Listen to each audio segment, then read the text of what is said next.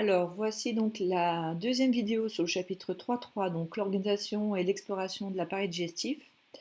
Et donc, on va voir dans cette vidéo la partie sur l'histologie du tube digestif. Donc, vous avez ici une petite photo à droite qui montre bien un tissu puisqu'on a un ensemble de cellules. Alors, ce que vous n'avez pas dans votre cours, mais je voulais quand même vous montrer comment on a obtenu donc le document que vous avez dans votre cours. Ici, on a donc un intestin grêle, donc un tuyau qu'on a coupé en coupe transversale et qu'on a observé au microscope optique. Et on voit bien ici donc la paroi de l'intestin grêle. À l'intérieur, on a des gros replis, hein. Et à l'intérieur, sur ces replis, on a d'autres replis, d'accord, qu'on appelle des villosités. Et on verra après qu'à l'intérieur des villosités, on voit un tout petit peu, il y a des petits points comme ça. On verra qu'il y a encore des toutes petites villosités qu'on appelle des microvillosités. D'accord ? Donc il y a plusieurs niveaux de repliement, si vous voulez, au niveau de l'intestin. Donc c'est le document 3 que vous avez dans votre cours. Donc là, on est sur une portion par rapport, je reviens ici, c'est le petit cadre qui est ici, qui a été agrandi. Donc là, on a agrandi plusieurs villosités. Alors, le but étant de vous montrer les différents tissus qui constituent l'intestin grêle. Donc l'intestin grêle est bien un organe, puisque la définition d'un organe, c'est un ensemble de plusieurs tissus. Donc là, on a l'intérieur de l'intestin grêle, donc ce qu'on appelle la lumière intestinale. Ensuite, on a ces premiers replis, vous voyez ici, qui sont vraiment en surface de donc ce qu'on appelle la muqueuse. On le verra un peu plus tard. Elle est constituée de cellules jointives qui ont une forme cylindrique, donc en rectangle. Donc, vous devez absolument retenir. Donc là, je mets une petite aide. Ici, on est dans l'intérieur de l'intestin. Et là, on va vers l'extérieur de l'intestin, donc la paroi. D'accord ? Donc, ces termes-là sont à apprendre par cœur. Pareil, vous devez savoir les replacer. Donc, la lumière. Ensuite, on a la muqueuse, qui est la première partie qui recouvre l'intérieur de l'intestin. Elle est faite donc de cellules épithéliales. Ensuite, on a une sous-muqueuse. Donc, vous voyez que toute cette partie-là, c'est la muqueuse. Sous-muqueuse, ici, on voit que les cellules ne sont pas jointives, il y a des espaces entre, c'est un tissu conjonctif. On voit ici, si on agrandit ça un petit peu, on voit que ce sont des cellules, vous voyez, en forme de fuseau, avec des noyaux, elles sont toutes collées. Donc là, ce sont des cellules musculaires lisses, vous vous souvenez, en forme de fuseau, allongées les unes sur les autres.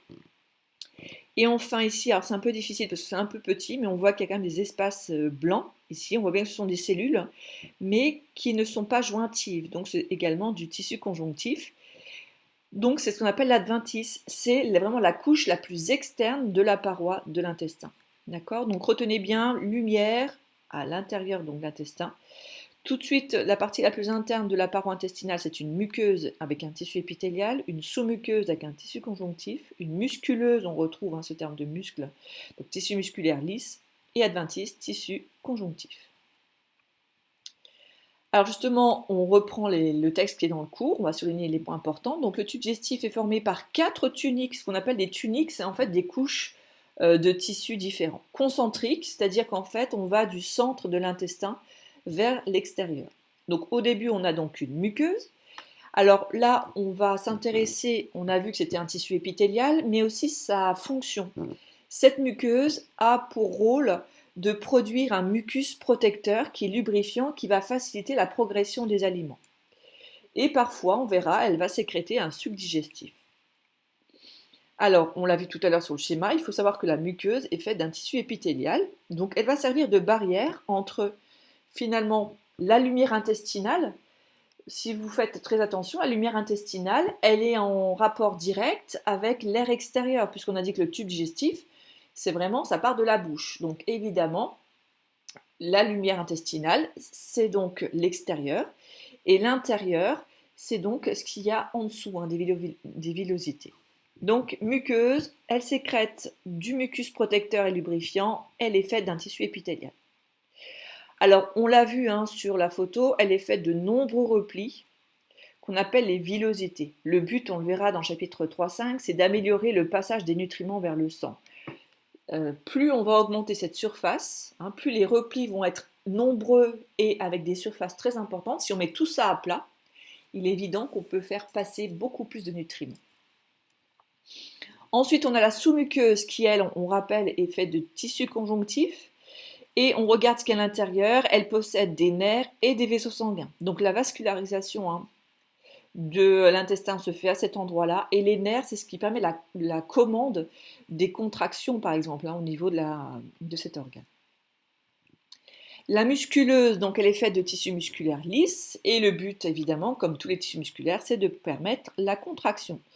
Donc là, c'est la contraction involontaire parce que vous n'y pensez pas quand vous allez contracter votre intestin ou contracter votre œsophage, vous ne vous en rendez pas compte. Donc c'est des contractions involontaires. Donc de tout le tube digestif, c'est valable pour l'œsophage, l'estomac, l'intestin grêle.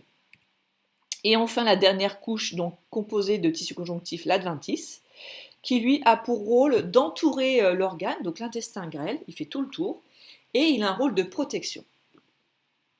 Voilà ces 4 tuniques, donc vous êtes capable de les placer sur un schéma dans le bon ordre, en retenant bien les tissus, la catégorie de tissus qui est représentée, et après le rôle de chaque couche.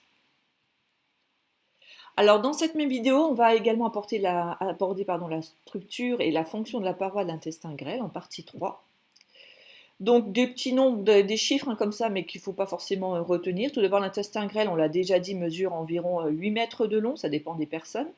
Et si on mettait à plat l'intestin grêle d'une personne, on est entre 150 et 200 mètres carrés, sachant que 150 mètres carrés, c'est la taille d'un terrain de tennis. Donc si on mettait à plat l'intestin, donc si on prenait tout l'intestin de 8 mètres, on le coupait en deux, on le mettait à plat, et ensuite on étirait tout ce qui est villosité et microvillosité, on aurait cette surface. Donc évidemment, c'est une surface très très importante. Donc évidemment, pour permettre ce repli, parce qu'évidemment, vous voyez que ces 8 mètres de long, ces 200 mètres carrés, sont contenus uniquement dans notre paroi abdominale, donc au niveau du ventre. D'accord ? Donc évidemment, il faut compacter tout ça pour que ça puisse rentrer évidemment dans cette cavité, sachant que l'intestin n'est pas le seul organe aussi dans cette partie. Donc il y a 3 structures histologiques qui assurent justement cette augmentation de la surface d'échange. Alors vous avez un petit schéma ici avec une portion d'intestin qui a été coupée pour montrer donc les différentes couches, muqueuses, sous-muqueuses, etc. On voit bien qu'il y a déjà des replis, d'accord ? On appelle ça des replis annulaires. Ensuite, cette petite partie-là a été agrandie pour montrer qu'à l'intérieur de chaque repli, vous voyez qu'on a des petits replis en surface. Ces replis, c'est ce qui a été agrandi ici, c'est ce qu'on appelle une villosité intestinale. Donc ce petit repli est ici, et ce repli-là, si on regarde de quoi il est fait de l'assemblage de petites cellules ici qui sont en rose. Et quand on regarde une cellule, on voit bien qu'à la surface de chaque cellule, on retrouve encore des tout petits replis. Donc là, des replis microscopiques, puisqu'on est au niveau cellulaire, on appelle ça des microvillosités. Donc les 3 niveaux très importants, ce sont des replis qu'on appelle des valvules connivantes. Ensuite, les valvules sont recouvertes de villosité intestinale, donc ce gros repli qui est là. Et chaque villosité intestinale est formée de cellules qu'on appelle des entérocytes, qui chacune possède plein de des petits replis comme ça qu'on appelle la bordure en brosse. Vous voyez on a l'impression qu'elle est en brosse ici, du côté externe. Là, vous avez la lumière intestinale et là, vous avez l'intérieur de là où il y a le sang. D'accord ?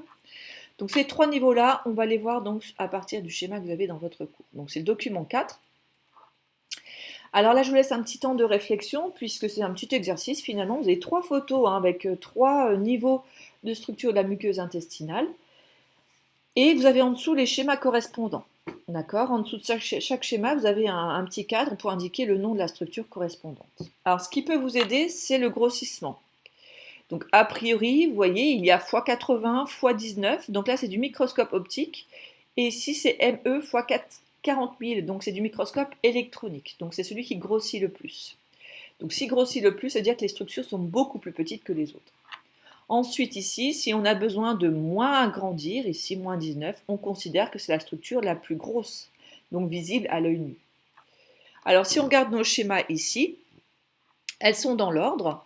Donc ici, on a la structure la plus importante, ce qu'on appelle justement alors, on va voir le nom justement. Donc ce plus gros repli, vous voyez que c'est celui qui nécessite un grossissement moins important. On peut faire un trait entre la deuxième photo, la photo 2 et le schéma 1. Et on l'a vu sur le schéma précédent, le repli le plus important, c'est celui qui se situe au niveau de l'intestin. Vous vous souvenez, quand on a coupé l'intestin, on voit des replis comme ça.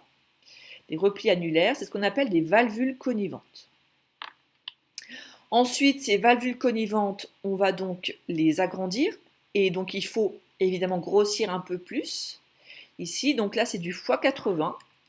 Et là, on obtient cette grosse structure ici, d'accord, qu'on appelle la villosité intestinale. Donc là, il n'y en a qu'une. Hein. Le nom est au pluriel ici parce qu'évidemment, il y en a beaucoup plus ici. Hein, sur la photo, on en a une, deux, trois, quatre. Voilà, on en a plusieurs ici. Hein.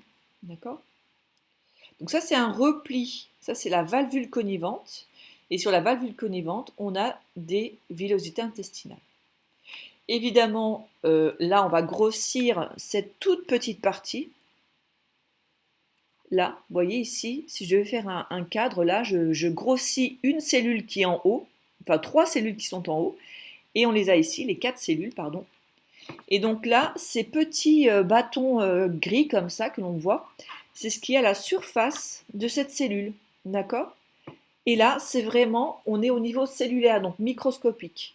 Donc là, on verra que c'est la membrane plasmique qui fait qui donne cette forme en brosse de la cellule. D'accord? C'est une déformation de la membrane plasmique. Alors qu'ici, c'est la déformation du tissu. D'accord? Alors, ce dernier niveau, justement, cette fameuse brosse qui est à la surface de chaque cellule intestinale, c'est ce qu'on appelle des microvillosités. Donc, on les voit très bien sur cette photo en microscopie électronique. Voilà, donc on a fini la partie 2 et 3 de ce chapitre hein, sur l'appareil digestif. Il nous reste donc la dernière vidéo sur la technique de fibroscopie. Voilà, donc sur cette partie, n'hésitez pas à revoir donc, les différents points pour compléter les schémas. Et s'il y a encore des questions, donc n'hésitez pas, donc soit par mail, soit en cours.